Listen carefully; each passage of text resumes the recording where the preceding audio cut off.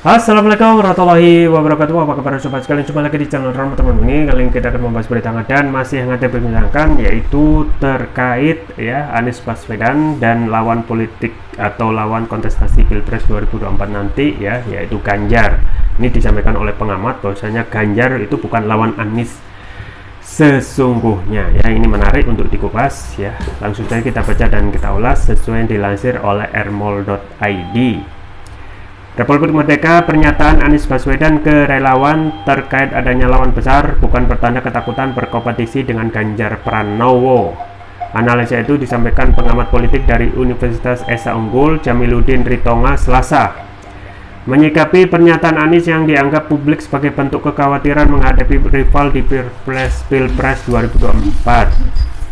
Bagi Anies, Ganjar bukan lawan tanding sesungguhnya 2024. Ganjar secara personal tak akan dikhawatirkan dan Anies dapat mengalahkannya, kata Jamiluddin kepada kantor berita politik Ermol. Menurutnya dari sisi kapasitas dan prestasi, Anies tentu tak khawatir berhadapan dengan Ganjar. Dia berpandangan Anies justru lebih unggul segala-galanya dari Ganjar. Anies tampaknya melihat di belakang Ganjar ada kekuatan besar, kekuatan politis dan ekonomis, katanya.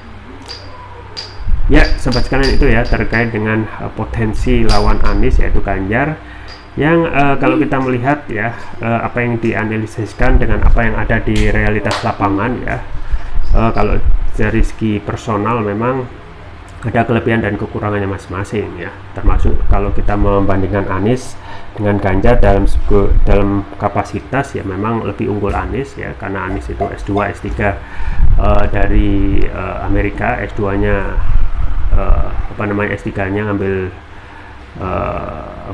politik ya, PhD di Amerika Serikat, dan Anies sudah terbiasa dalam forum-forum internasional ya, jadi jauh dari Ganjar yang hanya masih seputar lokal saja ya. Dia memimpin Jawa Tengah, tentu saja itu lebih lebih berat Anies yang memimpin DKI Jakarta yang lebih ya heterogen daripada Jawa Tengah yang bersifat homogen. Dan kalau kita melihat memang sebenarnya kalau kita melihat kapasitas pengalaman ya yang dilakukan atau yang dijalankan antara Anies dan Ganjar ya, sesuai yang disampaikan oleh Anies ya, tentu saja Anies merendah gitu ya. Anies tahu kapasitasnya dirinya ya, kemudian juga Ganjar tentu saja tahu kapasitas dirinya dan juga lawan kontestasinya nanti yaitu Anies Baswedan. Jadi sama-sama tahu ya. Sama-sama tahu karena keduanya juga S1-nya di UGM ya, dengan masing-masing aktivitas kemahasiswaannya yang mendorongnya ya hingga saat ini menjadi orang populer dan berkontestasi di Pilpres 2024. Dan saat ini memang kalau kita melihat permasalahan Ganjar ya, itu akan mudah kalau Ganjar berdiri sendiri. Tapi dalam era saat ini yang dalam tanda kutip cawe-cawenya presiden ke dalam kontestasi Pilpres ini yang membuat ngeri-ngeri sedap ya, karena endorse termasuk juga meskipun tidak disampaikan ya dengan tulus ya, tetapi terkesan sangat gamblang ya, bahwasanya dalam penentuan penerus presiden itu ya ditentukan secara matang ya, berdasarkan banyak sekali kepentingan dan juga yang harus diamankan ya oleh presiden nanti ketika jelang masa berakhirnya pemerintahan presiden dan Kiai Ma'ruf Amin. Itu yang juga disampaikan oleh Profesor Denny Indrayana tentang dua strategi soft landingnya Anies Jokowi ya. Yang pertama adalah bagaimana mengamankan proyek infrastruktur yang sudah dibangun dan harus diamankan oleh the next president, entah itu Ganjar ataupun nanti yang di endorse oleh istana. Dan yang kedua tentu saja potensi terkait dijeratnya ataupun dituntutnya masalah hukum oleh Presiden Jokowi. Nah, saat ini memang yang menjadi kekuatan politis dan ekonomis itulah yang membuat Ganjar lebih dari hal ataupun sosok yang biasa-biasa saja. Karena setelah kita melihat ya survei yang dilakukan oleh ILC ya, survei yang bisa dibilang masih dinilai kredibel dibandingkan dengan survei-survei yang lain, justru setelah Ganjar itu dideklarasikan oleh PDIP ya, justru muncul survei ILC yang menempatkan Ganjar sebagai juru kunci ya, dan Anies sebagai pemuncak ya. Anies itu 65% ya, kemudian juga Prabowo di urutan kedua ya, nilainya 19%, dan juga Ganjar ya, Ganjar 16% ya.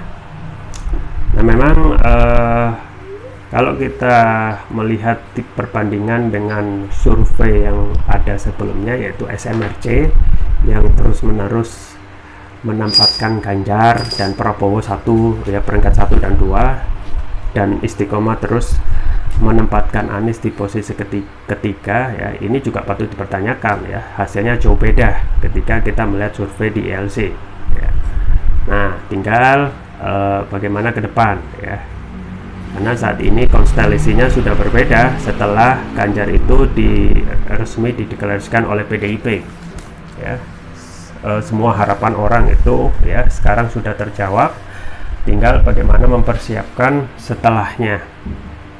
Nah, partai-partai sudah prepare terkait what next for Ganjar ya, yaitu bagaimana siapa yang akan dikait oleh Ganjar sebagai cawapres, pun juga bagaimana nasib Prabowo. Nah, khusus untuk Ganjar terkesan ya, terlihat akan lebih banyak keunggulan ya, karena dia dari PDIP ya, sudah dinaikkan tugasnya dari sekedar petugas partai menjadi calon presiden dari PDIP. Dan ini apalagi komunikasi yang dilakukan oleh Presiden Jokowi ya kepada Ganjar itu sangat intens ya, sangat intens sekali. Dalam beberapa kesempatan selalu bersama, dan ini juga menunjukkan ya bagaimana nantinya kemungkinan dukungan istana itu ke Ganjar akan sangat kuat sekali. Nah, ini tentu saja akan membuat ya potensi pemilu ke depan itu tidak akan bisa dipastikan ya fair gitu ya, karena presiden sudah cawe-cawe gitu ya dari awal sebelum Ganjar pun dideklarasikan melakukan endorse sana sini ya, sibuk sekali.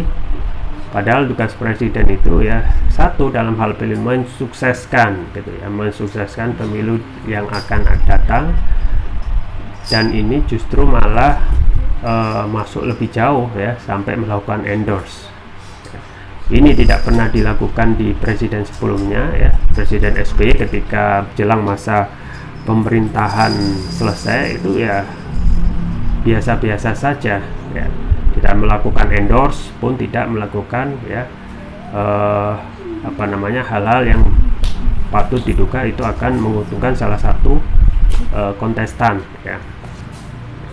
Nah, sekarang apa yang disampaikan ya, ada hal yang paling dikhawatirkan ketika Ganjar itu maju, yaitu bagaimana besarnya kekuatan politis dan ekonomis ya.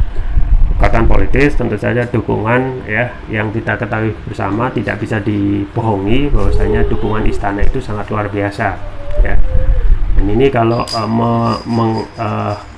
kalau endorse istana itu sudah akan jelas ya, maka dikhawatirkan ya dukungan yang memanfaatkan state facilities ya, fasilitas negara ya, untuk memenangkan apa yang diendorse oleh istana itu ya, kalaupun terjadi akan ya mengakibatkan pemilu yang akan datang itu tidak akan fair gitu ya. Nah, kemudian bagaimana dukungan ekonomis? Nah, ekonomis ini juga ngeri-ngeri sedap.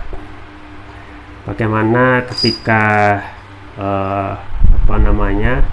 kita ketahui pemilu itu adalah memerlukan biaya yang sangat mahal ya, dan ini ya sudah diketahui oleh halayak umum ya.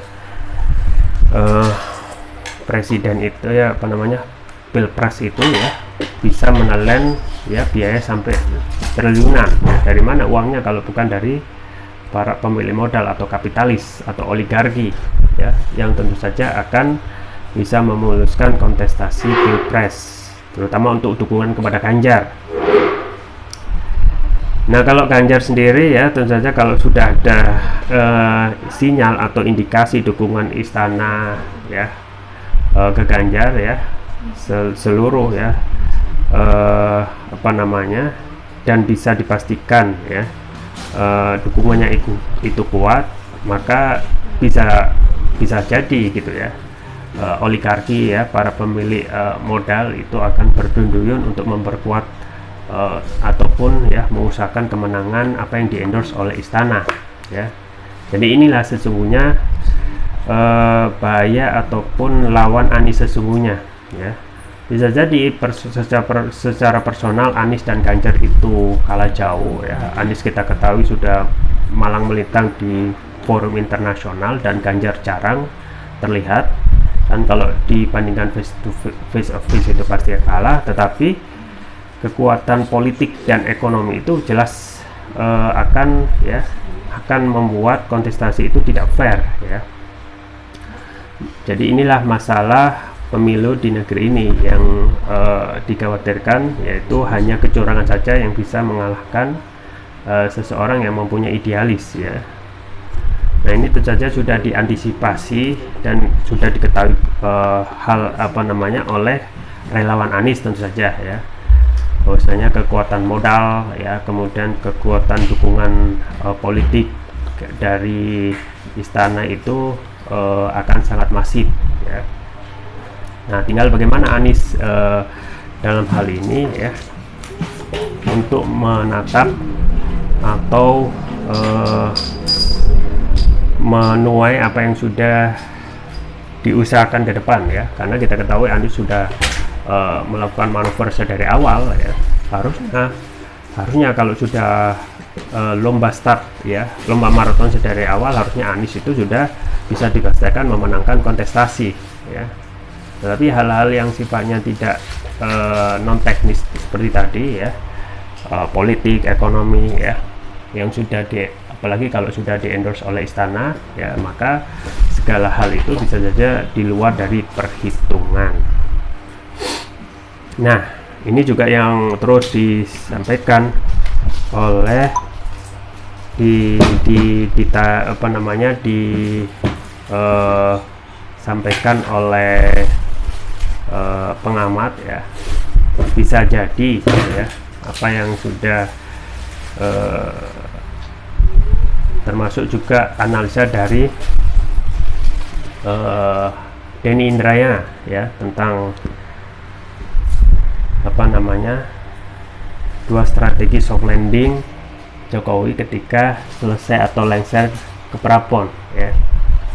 Bagaimana analisa tentang Denny Indrayana itu bisa dijadikan acuan dan kemungkinan juga bisa terwujud ya dengan ya dukungan salah satunya Presiden Jokowi ke salah satu kontestan ya, entah itu ke Ganjar yang sebagai dukungan utama pun juga Prabowo yang dijadikan sebagai cadangan ya.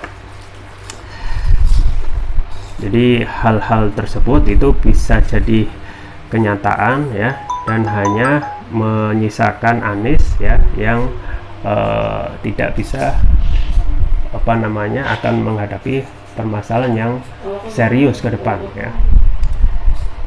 Ya, kita tunggu saja ke depan tentang kontestasi Pilpres 2024, tentang peluang Anies yang tentu saja akan menghadapi hal yang lebih besar daripada sosok Ganjar saja, yaitu faktor ekonomis dan politik di belakang yang akan mendorong ya